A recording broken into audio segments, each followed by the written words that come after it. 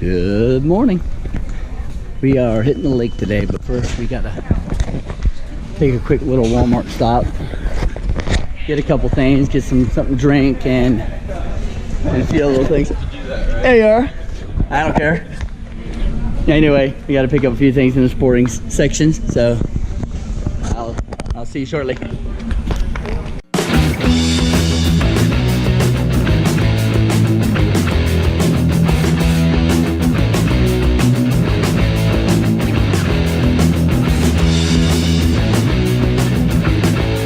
Man, it's a beautiful day today. It's supposed to be right around 84 or so. And there's Kyle out there. But which reminds me, this morning, all last night I stayed up messing around, getting ready for today and get some ideas put together for today and other things. And one of the things I did, I was messing around with my computer and I got my Cortana up and running. And so I got, you know, the Google Home, and I got the Alexa, so I wanted my Cortana up and running. And so anyway, I got it up and running, and you know, it works pretty good. Not as, I don't know, maybe as good as the other two, but the funny thing is, this morning I was trying to show off to my wife, Sandra. She was really tired. Of course, you know, she wanted to hang out today, and here I am on the lake, but besides the point. But anyway, so I go, hey Google, what's the weather gonna be like today? She said, 83 degrees and sunny and blah blah blah, partly cloudy. And so I said, hey Alexa, what's the weather gonna be like today? It's gonna be a high of 85. And then finally I go, trying to show her, hey Cortana, how's the weather gonna be like today? 84. And so I got 3 different answers. So I said, she's half asleep, Elena. I said, hey Sandra, what's the weather gonna be like today? And I got nothing but the bird finger. I said, well, at least that's the most accurate forecast I'm gonna get today. So I just thought that was pretty funny. But let me go see what my boys. My boys got some fishing poles. Hey, they're gonna fish, and I'm going to explore. But we're gonna do some trails out that way. So we're gonna be heading out there real shortly. So I shall return. You know, this is like our 3rd or 4th time out. I haven't seen a single gator yet.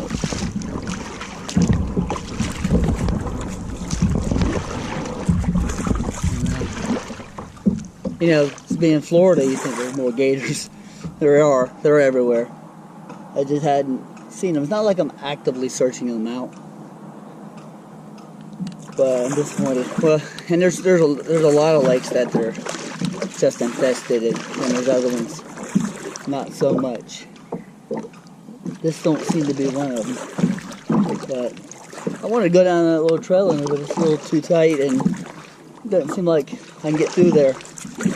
So I'll just walk away from there. And this is only like 8 or 9 foot kayak, but it's still, it's not super wide, but that little blue one probably have a better chance that he's using, that Kyle's using there here behind me. If I see, if I do this here, right behind me back there.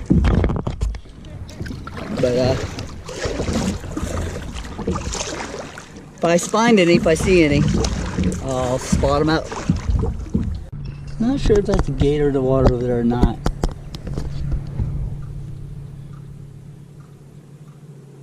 Kind of looks like one. But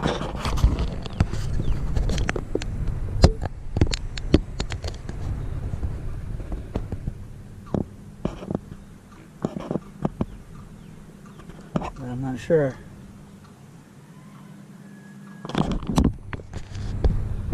Guess we'll find out, huh?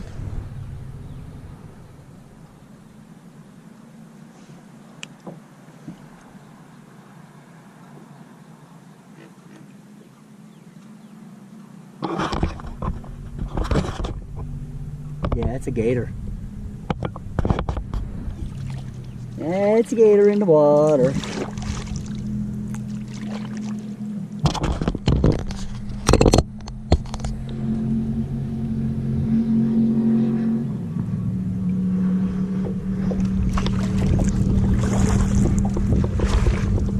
Kevin! Gators! I think so.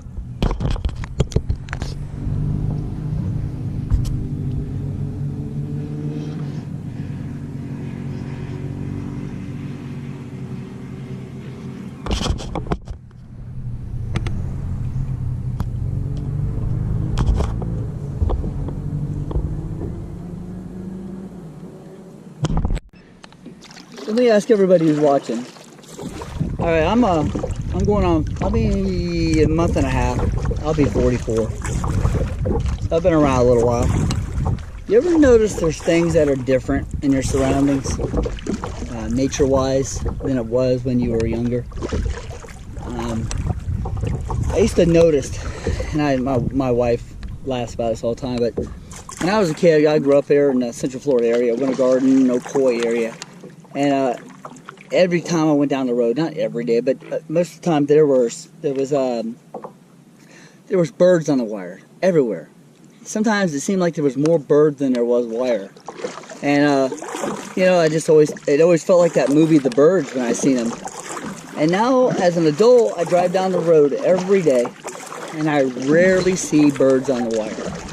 Maybe once or twice. And of course my wife will point them out to him when she sees them. Hey, look, Johnny, there's a bird on the wire. Yeah, I see I see the 2 birds on the wire. When I was a kid, I remember seeing hundreds of them. I drive down Story Road in Winter Garden or ride my bike, I should say, on my skateboard, and they'd be everywhere. And just don't see them much anymore. And I've been noticing it for like the last 10 years or so. You know, I mean, I expect to see them. I look for them. Another thing is, growing up, and they wig me out. It's one of my weird little fears, is locusts. I hate those really black and green locusts. They freak me the F out. But one time when I was young, I was at my grandmother's house. And one of my only few real good memories of her, and it's a bad one. And so I'm playing and there's this locust, and I'm freaking out about it. My grandmother, I don't know, she was in her 60s at the time or whatever, and she's in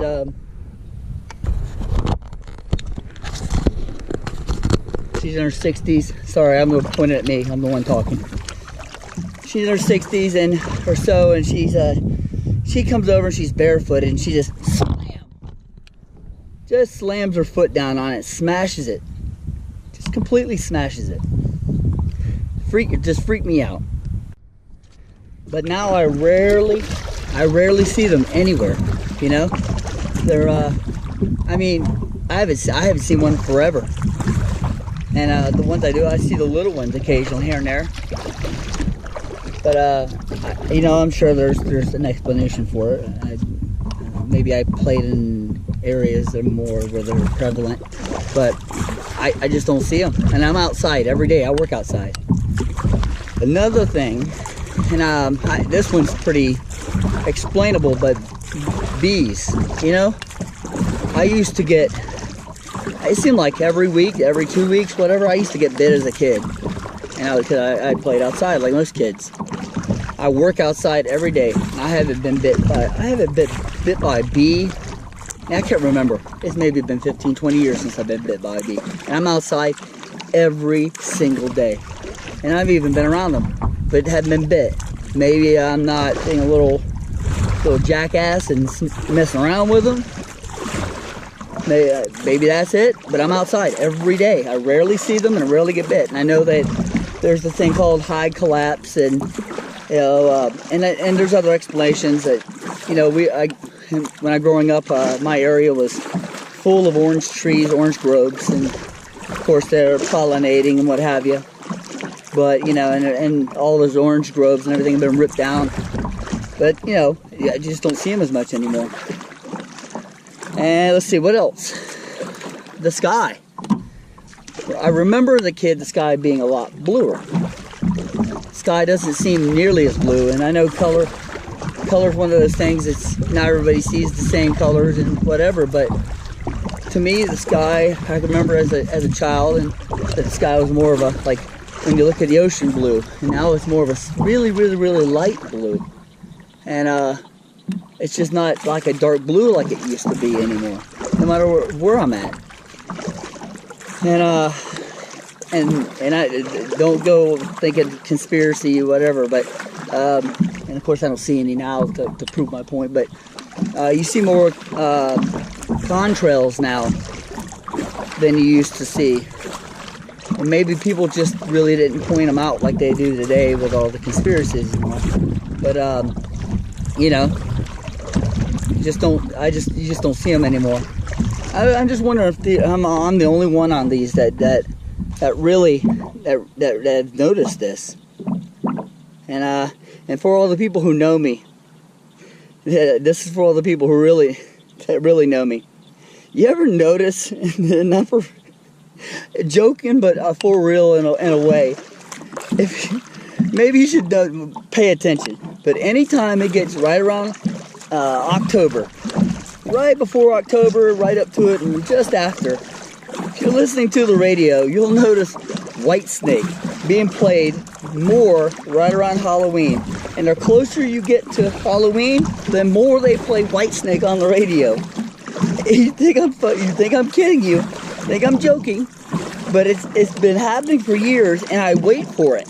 I literally wait for it, and it happens every year. I'll hear it once a month, twice a month, sometimes 4 or 5. You get around October, you get around Halloween, it's 2 or 3 times a day. It's just the strangest thing. It has become almost a meme or a joke in me and some of my close friends' lives about that. They'll even right around October hits, they'll text me and say it's Whitesnake season. But notice next time, right around that time, you'll notice a huge jump and Whitesnake being played on the radio. It's the Whitesnake conspiracy. You heard it here first. Time to stop talking to the camera and go hang out with my boys. I'm gonna go meet them over there now. I think we're gonna go down the trails. So he's giving me a call. Hold on a second. Woo!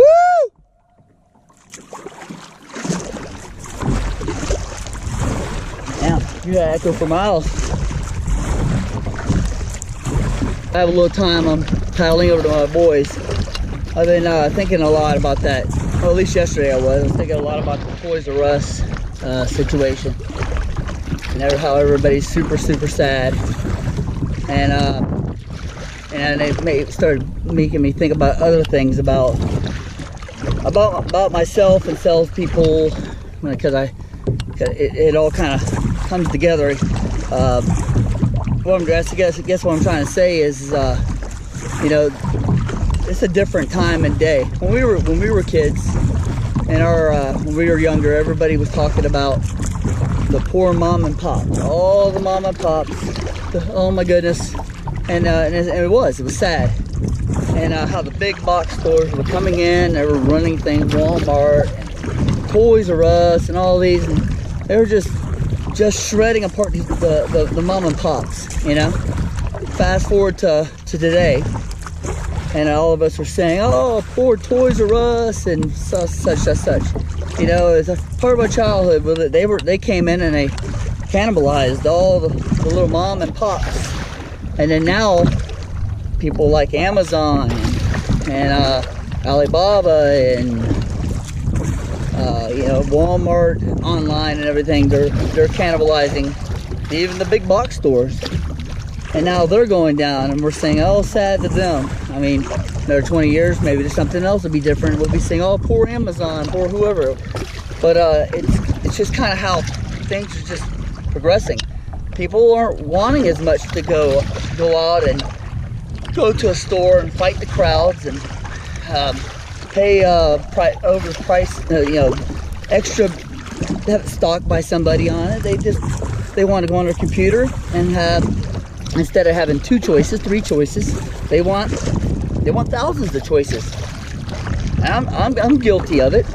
I'm just as guilty. I've become, what things you're looking at, what's the stuff I got on Amazon or Walmart, and you know, and people for different reasons don't want to go to stores. They don't want to you know, it's a different world. We socialize different.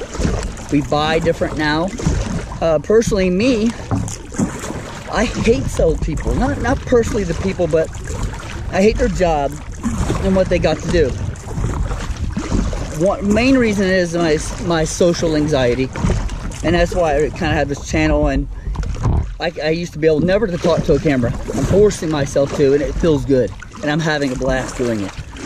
But it's not natural for me, and it's getting more natural as time goes on. And but one of my things is salespeople. I shop a lot of my stuff on Amazon for two reasons.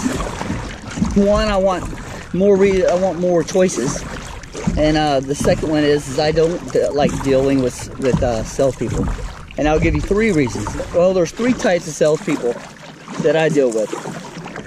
The first salesperson is the salesperson that knows way more than you do and knows everything about it. He knows his job inside and out. You don't know nothing. And I always feel like when I deal with these that I'm getting handed things I do not need, and they realize I'm a rookie at this, and and I feel like I'm being taken advantage of. The second salesperson is the salesperson that doesn't know crap. Most of the time they're a new trainee, or they're from another department, or they just don't care to know their job inside and out. And you, on the other hand, know the product like crazy. And I got a story about that after this. And then, so you know more than they do, and then you're hearing their crap. They're just spewing crap at you that doesn't. Like you're buying a camera and they don't know anything about the camera. They don't know if it's 4K. They don't know if it's 1080p. They don't know if it's 7 whatever. They don't know any of it. So they're annoying because they don't know their job, and you know what you're there to get, and they're in your way. The third person is the person who is just like you. They know it just as well as you do, and they know the product inside out. You know it inside out. And you end up just sitting there and gabbing. Now, sometimes those can be pleasant things. Sometimes you just don't want to be messed with. You're there to go pick up something, and now you're stuck in a talk trap. You're stuck. There's nowhere to go. It won't leave you alone. And now every time you go back to that store, they think you're the best friend, and they just won't leave you alone. Sometimes it's a good experience, but sometimes that person is compatible with you, but it just happens to like the same interest as you do, and it's annoying. So that's my three reasons why I don't like dealing with salespeople. I ran into that situation the other day. I stopped at a pawn shop. They had a good deal on a GoPro session, and they have an overpriced GoPro Session 4. Now, if you know anything about GoPros, the real story behind it is that the GoPro 4s, they were just rebranded into the GoPro 4 Session was rebranded into just the Hero Session. They overpriced it, so, and the letter 4, the number 4 was out of date, and people seen it as an outdated camera. So they just rebranded that name and dropped the price. It's pretty smart, but they should have thought ahead when they did it. So now you've got two cameras sitting side by side, and if you look online, they don't even make it no more, but they can't get rid of them because they're overpriced. And most people, the people who know about the cameras, know that they're the same as the other one, and they'll buy the one that's $100 cheaper. It's the same camera. Why would you pay more? And the people who don't know about the cameras see the 4 and think, oh, that's the old generation. 5 and 6 are the updated ones, and they won't touch them. So of course I told a lady, I said, you give me the price of the camera. This is back before I lost all that money. If you give me that camera there for the same price, being that they are the same exact camera, I'll buy both of them from you right now. And it's this one right here. This is a session right here, and it's the session that's on, and it's been running this entire time. So she comes back, she said, well, it's not the same camera. She was arguing with me, and they couldn't sell it. Had it way overpriced, and by far way overpriced. And I told her, here's the story behind it. And she said, no, it's the camera that's in between the 4 and 5. So you think they put a no number camera between the 4 and 5? That don't even make any sense out loud, much less to somebody who knows about the cameras. So she sat there and argued a point, and she left. She come back. She said they still sell them in the stores. I go, no, they do not sell them in the stores. I go to all the stores. I know they don't sell them. I read about it on about these cameras. I'm obsessed about these cameras. And so finally I said, I said, okay, I don't even want this camera, but I still want the other camera. Instead of just dropping that, she wanted to keep on with it, about being a different camera, and that it's in between the two. And at that point, I'm like, I already put it aside and said I wasn't interested no more in it, and now she's feeding me full of just the bull crap again about it. And so I walked out. I was just done. I just said, she went to turn to go to talk to the manager or something. I just walked straight out. When she walked that way, I walked that way, and because I knew better, and I just didn't want to be sitting there and be like, bullshitted too. But now they'll have to end up selling that camera for the same price as the other one, because the people who don't know about the cameras won't buy a 4 because it's outdated. Well, not for that price anyway, because it's outdated in their mind. And the people who do know that's the same exact camera, and they won't pay more for it. Why pay more for it? You can go get, for the price that they want, you could go get a brand new one in the store with a warranty, all the extra in the box, pretty, no scratches. Why would you do it? It's insane. So that camera could just sit there and basically rot on their shelf until they decide to give it away for free, pretty much, or give it the price of the other one.